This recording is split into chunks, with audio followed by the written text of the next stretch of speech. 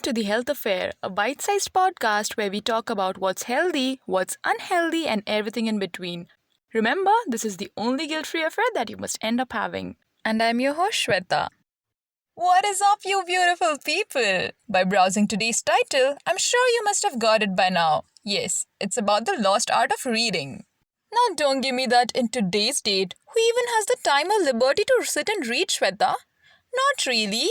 A substantial amount of people that I know read. They read regularly and without fail. And trust me when I say this, those people are amongst the very few gems that I know.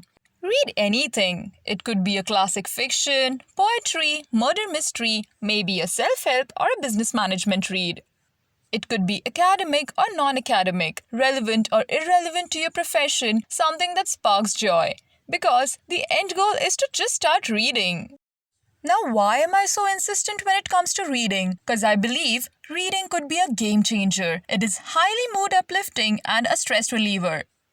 Studies show that reading books can help improve brain connectivity, especially in the somatosensory cortex, the area of the brain which responds to physical sensations like movement and pain. This in turn strengthens the neuronal connections and improves our ability to empathize with people. It also prevents early onset of dementia and Alzheimer's disease as you age, helps build you a great vocabulary which comes handy in social situations. Fantasy is escapist and that is its glory. If a soldier is imprisoned by enemy, don't we consider it his duty to escape? Reading is the ultimate savior when you need an escape from the woes around you. Your imagination is enhanced 10 times. It adds up to your wisdom and you're bound to become smarter. Even when you couldn't travel, books make you wander miles away. A reader lives 1,000 lives before he dies. The man who never reads lives only one. I personally got sidetracked some years back because the course that I was pursuing demanded a lot from me. But now that I've graduated, I spend my days lazing around with my favorites in almost every corner of the house. Now, I completely understand that all of us are so pressed on time, we'd barely get any time to read. And it happens to me as well. So, here are 3 little hacks that you can use to get started and keep track of your ongoing readings. Tip number 1, start with something that is basic. Classics are great if you're a beginner. Also, decide beforehand the amount of reading you'd be doing in a day. It could be number of chapters or pages, adjusting to your own convenience. Note that I did not mention time as a measure, as we can easily get distracted by calls or texts popping up, or maybe work commitments and end up being not as effective as we should be. Tip number 2, find quick read summaries or smaller versions. This could be really helpful if the book is lengthy and you're an extremely occupied person and cannot set time aside an amount to read on a regular basis. On days when you have a little wiggle room, you can go through one book summary at a time. This way, you'd not be missing out on a bigger picture. And tip number 3, listen to audiobooks. They're a great option if you travel frequently or if you think sitting down and reading is too much of time and effort. You can also listen to audiobooks while doing household chores or even when you're exercising. You could find some great audiobooks on YouTube and that too for absolutely free.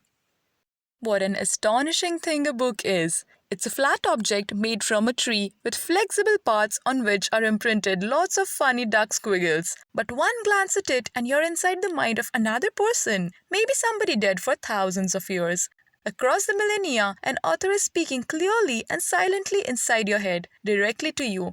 Writing is perhaps the greatest of human inventions, binding together people who never knew each other, citizens of distant epochs. Book breaks the shackles of time and distance. A book is a proof that humans are capable of working magic.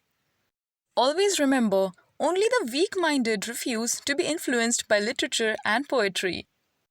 And this brings us to the last segment of our today's episode,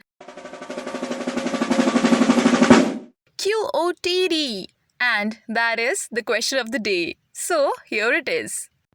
Hi Shweta, please tell us what actually a muscle strain is, and secondly, how soon after a muscle strain can I begin exercising again? This question has been asked by Pooja Pandit, a national level gymnast and also a very good friend of mine. Okay, so finally there is a question that's my expertise. And love the question. Thank you so much for the question, Pooja. Muscle strain, also known as pulled muscle, is the stretching or tearing of muscle fibers. Most muscle strains happen for one of the two reasons. Either the muscle has been stretched beyond its limits or it has been forced to contract too strongly. In mild cases, only a few muscle fibers are stretched or torn and the muscle remains intact and strong. But in severe cases, the strained muscle may be torn and unable to function properly. For an easier diagnosis and treatment, we physiotherapists often classify muscle strains into three grades, depending on the severity of muscle fiber damage. Grade 1. In this mild strain, only a few muscle fibers are stretched or torn. Although the injured muscle is tender and painful, it has normal strength. Grade 2. This is a moderate strain with a great number of injured fibers and more severe muscle pain and tenderness. There also could be mild swelling, noticeable loss of strength, and sometimes bruising as well. And grade 3. This strain tears the muscle all the way through, sometimes causing a pop sensation as the muscle rips into two separate pieces or shears away from its tendon. Grade 3 strains are serious injuries that cause complete loss of muscle function as well as considerable pain, swelling, tenderness, and discoloration. Because grade 3 strains are usually a sharp break in the normal muscle, there may be an obvious dent or gap under the skin where the ripped pieces of muscles have come apart.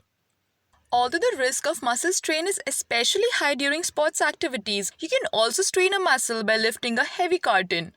Almost all types of athletic activity carry some risk of muscle strains, but these injuries tend to happen most often in contact sports, such as football, and in sports that require great amount of speed, such as basketball and tennis. And you being a gymnast, you are extremely prone to muscle strains as you require a great deal of flexibility in doing all the amazing things that you do. So, if caught up with a strain, when can you expect to go back to exercising again? It depends on the location and severity of the injury. Symptoms of a mild strain usually improve within 1 or 2 weeks and are gone within 4 to 6 weeks. But if the strain is moderate, it may take up to 8 to 10 weeks or more than that to heal. Symptoms of a grade 3 strain may persist until the torn muscle is repaired surgically. So, how do you prevent a muscle strain? Warm up before practicing any sport. Follow an exercise program that is aimed at stretching and strengthening your muscles. Use the correct technique when performing exercises and practice good posture when you sit and stand. On this note, we are at the end of today's episode. Tell me what you liked and disliked. Was there something that provoked you to think? You can drop us a message on our mail, thehealthaffair101@gmail.com, or on our Instagram handle, thehealthaffair.in. You can also connect to us on our Facebook page, The Health Affair, and our Twitter page, HealthAffair101. All your feedback and suggestions matter just the way you matter to me. Thank you so much for listening, and I'd see you on Friday with a fresh and hot out of the oven episode. Until then, adios!